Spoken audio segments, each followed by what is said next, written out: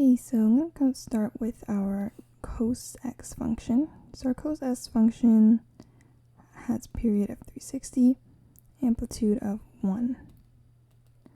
So remember that it looks something like this. And now I'm going to start applying our transformations. The first one I'm going to do is our horizontal compression. And they gave us the k value to be 6, so our new period will be 360 over 6, which is 60 degrees.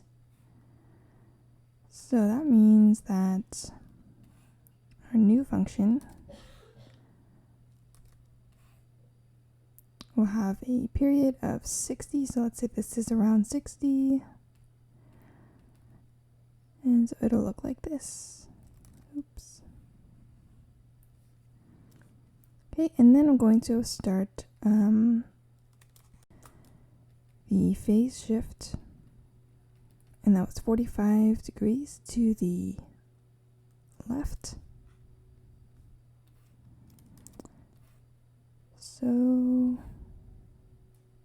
we're starting at negative 45, and that means that we're ending at 15. So I'm going to still be at an amplitude of 1 and negative 1. So it looks like this. Okay, and then we're going to do our vertical compression. And we know that the amplitude in our new function is 3 over 4. So I'm going to keep everything else the same. And instead of 1, our amplitude is now going to be 3 over 4.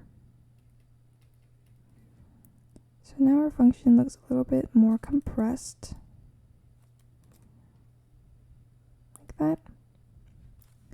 And the last step to do, so I'm going to bring that over here, is our vertical shift. Okay, so I'm going to write out everything else.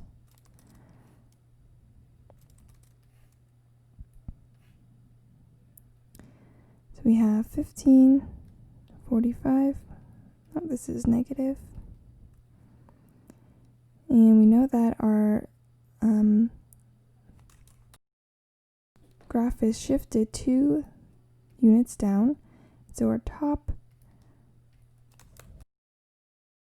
value will be minus 5 over 4.